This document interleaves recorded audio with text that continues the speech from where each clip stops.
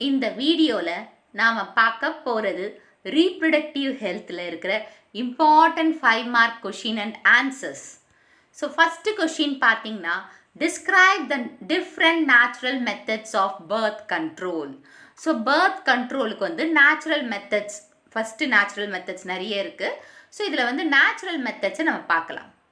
So natural மெத்தடோட birth control என்னென்னு கேட்டாங்கன்னா, நீங்கள் என்ன எழுதணும்னு பார்த்தீங்கன்னா, rhythm method, courteous interruptus, continuous abstinences, lactational amenorrhea.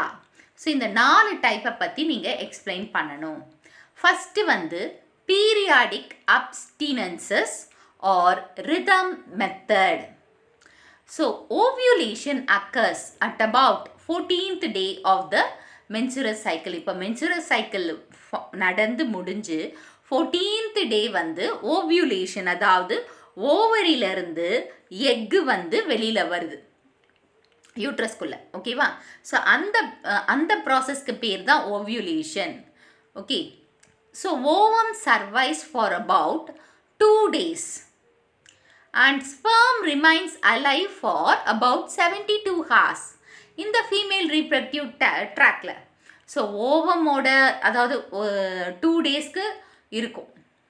ஓகேவா? ஓவம் வந்து அந்த யூட்ரஸ்குள்ளே இந்த ஃபீமேல் ரீப்ரக்டிவில், அதாவது அதோட லைஃப், அந்த கருமுட்டையோட லைஃப் வந்து பார்த்திங்கன்னா 2 days.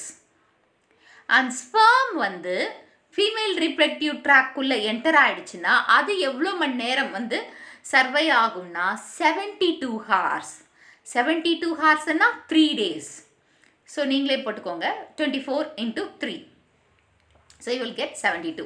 ஸோ நல்லா ஞாபகம் வச்சுக்கோங்க. 1 மார்க்கில் வந்து ஓவம் வந்து 2 days சர்வைவ் ஆகும், ஆனால் ஸ்பெர்ம் வந்து 72 hours அந்த ஃபீமேல் ரீப்ரொடக்டிவ் ட்ராக்ல இருக்கும், அது சர்வை ஆகிருக்கும். ஓகேவா? So coitus is to be avoided during this time. So அந்த 14th day அப்போது இந்த கார்டியஸ் இருக்கக்கூடாது. ஓகேவா? ஸோ இது வந்து ஃபஸ்ட் ஒன். அந்த பீரியாடிக் அப்சிடென்சஸ்ன்னா அந்த மென்சுரஸ் சைக்கிளில் 14th day there should not be courteous between male and female partner. Okay. So next வந்து continuous abstinences. So is the simplest and most reliable way to avoid pregnancy is not to have courteous for a defined period that facilitates conception. So இது வந்து continuous அப்ஸ்டினன்சஸ்னால் ஒரு குறிப்பிட்ட period வரையும் கார்டியஸ் இருக்கக்கூடாது. So அந்த கார்டியஸ் இல்லைன்னா என்ன நடக்காது? ப்ரெக்னன்சி. ஸோ ப்ரெக்னன்சியை அவாய்ட் பண்ணணும்னா குறிப்பிட்ட பீரியட் வரையும் கார்டியஸ் நடக்காமல் பார்த்துக்கணும். ஸோ இதனால் என்னென்ன ப்ரெக்னன்சி ஆச்சுன்னா கன்சீவ் ஆகிடுவாங்க, அதாவது கன்செப்ஷன் ஆகாமல் பார்த்துக்கிறதுக்காக இது ஒரு particular period. Okay. Next coitus interruptus. So இது ரொம்ப ஓல்டஸ்ட் ஃபேமிலி பிளானிங் மெத்தடாக. ஸோ இங்கே என்ன பண்ணுறாங்கன்னா, மேல் பார்ட்னர் வந்து அவங்களோட பீனஸை வந்து அதாவது ஸ்பெர்ம் எஜெக்ட் பண்ணுறதுக்குள்ளேயே எடுத்துருவாங்க. ஸோ எடுத்துருவாங்க, விட்ரா பண்ணிப்பாங்க. ஸோ அப்போ விட்ரா பண்ணுறதுனால இதனால் என்ன நடக்குதுன்னா, அந்த சீமன், அதாவது அந்த வெஜைனாக்குள்ளே ஸ்பெர்ம் உள்ளே போகாமல் தடுக்கலாம். ஓகேவா? So next lactational amenorrhoea. So இப்போ வந்து ப்ரெக்னன்சி ஆன பிறகு, அதுக்கப்புறம் வந்து குழந்தை பிறந்த பிறகு ஒரு சர்டைன் வீக்ஸ் வரையும் மென்சுரஸ் சைக்கிள் நடக்காமல் இருக்கும். இங்கே கொடுத்துருக்கிறது வந்து 6 to 8. ஸோ அந்த மாதிரி ஒரு இது வந்து ஏமெனோரியா, அதாவது மென்சுரஸ் சைக்கிளே இல்லாமல் இருக்கிறது வந்து ஏமெனோரியா. ஸோ இங்கே வந்து ப்ரெக்னன்சி நடந்து டெலிவரி நடந்த பிறகு 6 to 8 weeks அந்த பார்ட் டியூரேஷன் அப்போ வந்து பார்த்திங்கன்னா மென்சுரஸ் சைக்கிள் நடக்காமல் இருக்கும் ஒரு 6 to 8 weeks வரையும். ஓகேவா? ஸோ அது என்னன்னு சொல்கிறோம் நம்ம, லாக்டேஷனல் ஏமெனோரியா. ஸோ இது வந்து இது நார்மல் தான், திரும்பி அவங்க ஸ்டார்ட் ஆகிடும். நார்மல் ஒவேரியன் சைக்கிள்ஸ் திரும்பவும் அதாவது ஸ்டார்ட் ஆகும் ஒரு 6 weeks இல்லை 6 months வரையும் டிலே ஆகும். எதனாலன்னா பிரெஸ்ட் ஃபீடிங்கால் ஸோ டிலே ஆகும். ஸோ இந்த ஒவேரியன் சைக்கிள் டிலே ஆகுறது யாருன்னா எதுக்குனால பால் கொடுக்கறதுனால டிலே ஆகுது. ஸோ அதனால் இது நம்ம என்னன்னு சொல்லலாம், லாக்டேஷனல் ஏமெனூரியா. ஸோ இது வந்து பார்த்திங்கன்னா ஒரு natural unreliable form of birth control.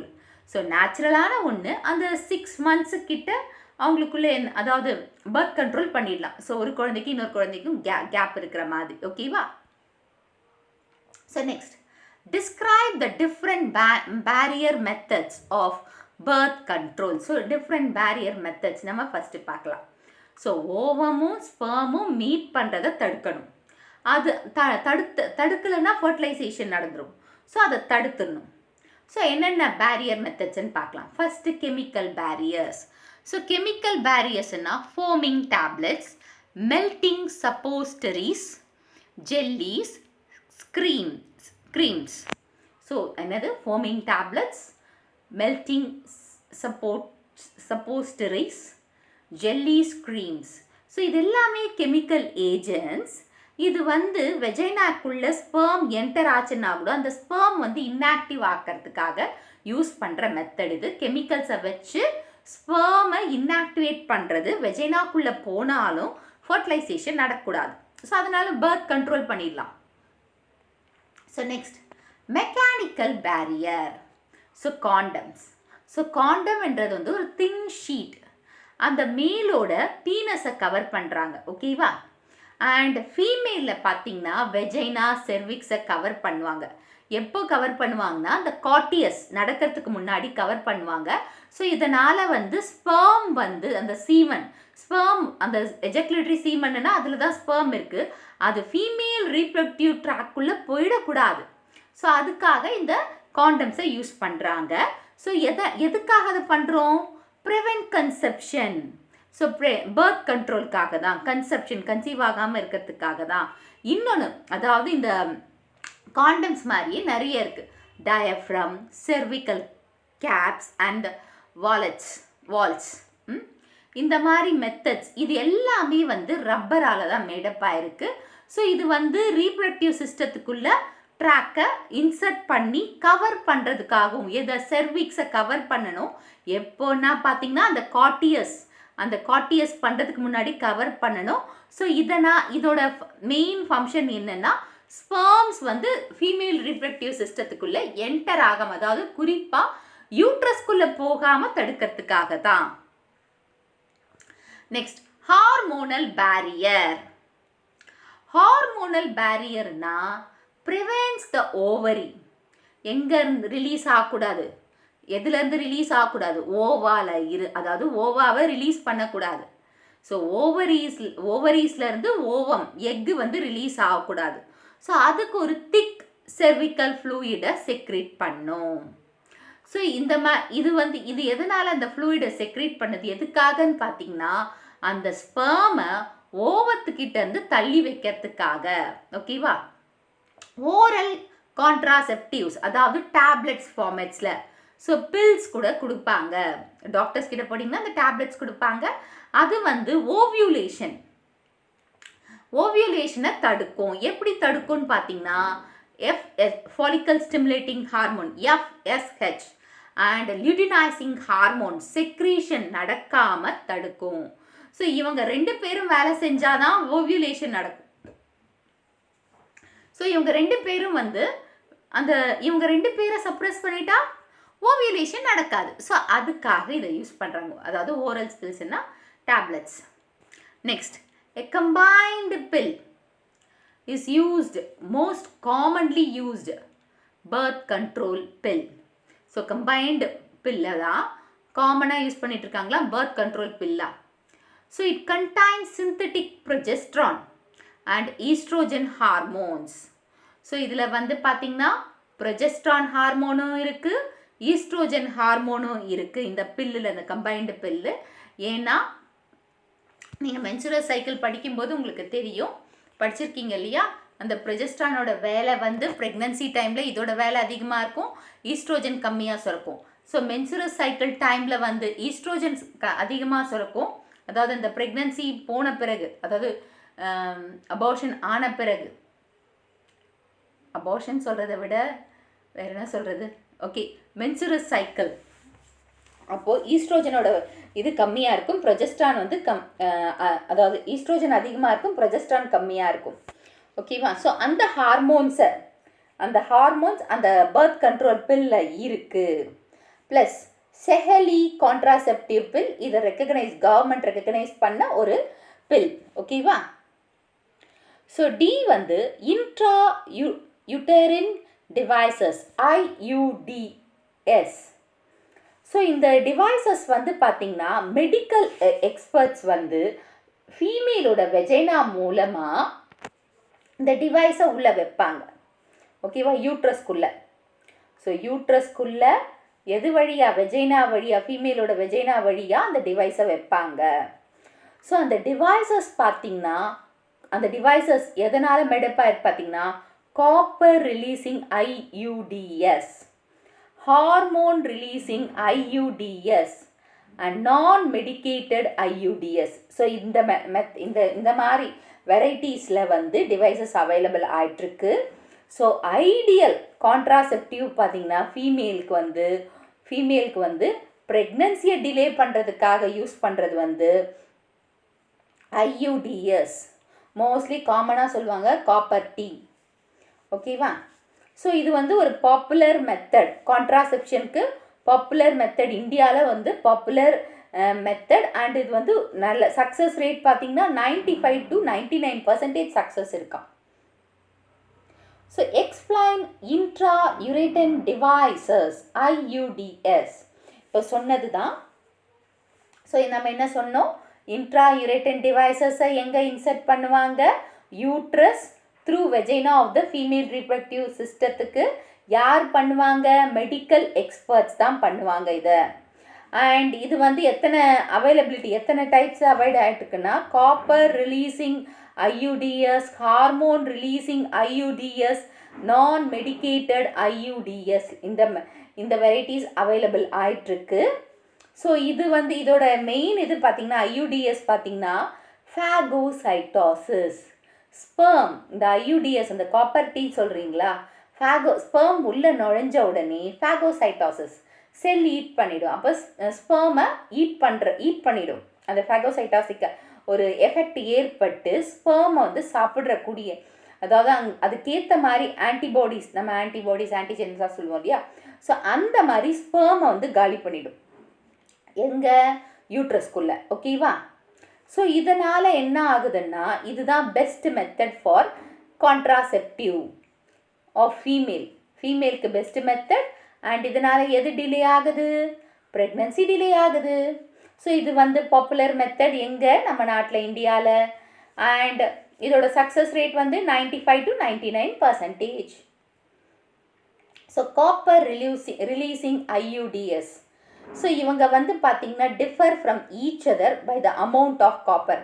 So copper releasing IUDs வந்து அதோட அமௌண்ட்டுக்கு ஏற்ற மாதிரி டிஃபர் ஆகிருக்கு. ஸோ அது பார்த்திங்கன்னா copper T 380 A, Nova T copper 7, copper T 380 AG. So இந்த மாதிரி இருக்குது டைப்ஸு. Multi loaded 375. ஸோ இது எல்லாமே வந்து காப்பர் ரிலீசிங், அதாவது IUDs யூஸ் பண்ணலாம். ஸோ இவங்க வந்து free copper and copper salts into the uterus and suppresses the sperm motility. இவங்க உள்ளே போன உடனே என்ன ரிலீஸ் பண்ணுறாங்க, காப்பர் அண்ட் காப்பர் சால்ட்ஸை யூட்ரஸ்குள்ளே ரிலீஸ் பண்ணுறதுனால ஸ்பெர்ம் மூமெண்ட்டை தடுக்க முடியுது, சப்ரஸும் பண்ண முடியுது. ஸோ இவங்க வந்து பார்த்திங்கன்னா யூட்ரஸ்குள்ளே, அதாவது இவங்களோட லைஃப் டைம் காப்பர் டீயோட 5 to 10 years. Okay, 5 to 10 years அவங்களோட லைஃப் இது வந்து 5 to 10 years. ஓகே, ஸோ இவங்க hormone releasing IUDs such as Progestastat and LNG-20 are often called intrauterine system IUS. அதாவது இந்த ஹார்மோன் ரிலீசிங் IUDs இன்ட்ரா யூரேட்டைன் system, அது என்ன, Progestastat and LNG-20. ஸோ இது வந்து 2 மார்க்லேயும் கேட்கலாம், இல்லை 1 மார்க்கில் கேட்கலாம். ஐயுஎஸ்ன்னா என்னென்னா இன்ட்ரா யூரிட்ரைன் சிஸ்டம். அது எதை சொல்கிறோம்னா ஹார்மோன் ரிலீசிங் ஐயுடிஎஸ்ஸை சொல்கிறோம். ஸோ அது என்னன்னு பார்த்தீங்கன்னா அதில் என்னென்ன இருக்குன்னா ப்ரொஜெஸ்டா செட் அண்ட் LNG20. ஸோ இவங்க வந்து பார்த்தீங்கன்னா இவங்க என்ன பண்ணுறாங்கன்னா அந்த விஸ்காசிட்டி ஆஃப் த செர்விக்கல் மியூக்கஸை இன்க்ரீஸ் பண்ணுறாங்க. அந்த விஸ்காசிட்டி, அந்த மியூக்கஸோட விஸ்காசிட்டியை இன்க்ரீஸ் பண்ணுறாங்க. ப்ளஸ் ஸ்பெர்ம்ஸை வந்து செர்விக்குள்ளே போகிறத தடுக்கிறாங்க, ப்ரிவென்ட் பண்ணுறாங்க. Next, non medicated IUDs are made of plastic or stainless steel,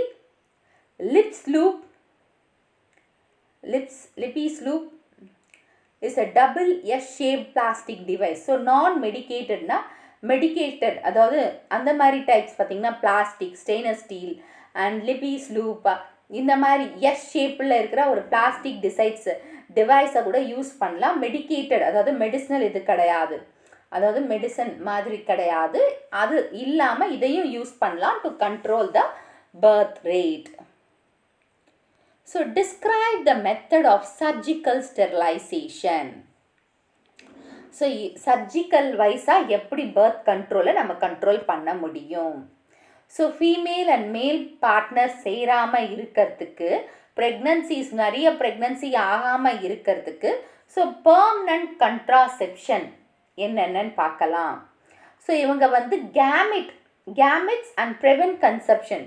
so இவங்க என்ன பண்ணுறாங்கன்னா கேமெட்ஸோட டிரான்ஸ்போர்ட்டை தடுக்கிறாங்க, பிளாக் பண்ணுறாங்க.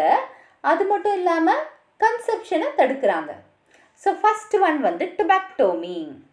டுபெக்டோமின்னா ஃபீமேல் அதாவது உமனில் கண்ட்ரோல் பண்ணுறது தான் என்னன்னு சொல்கிறோம் டுபெக்டோமி.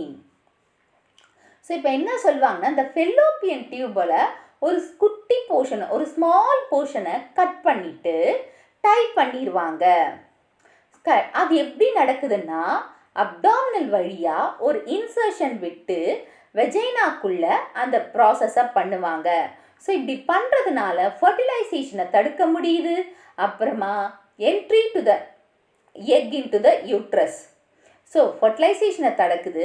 இன்னொன்று வந்து எக்கு வந்து யூட்ரஸ்குள்ளே போகும்.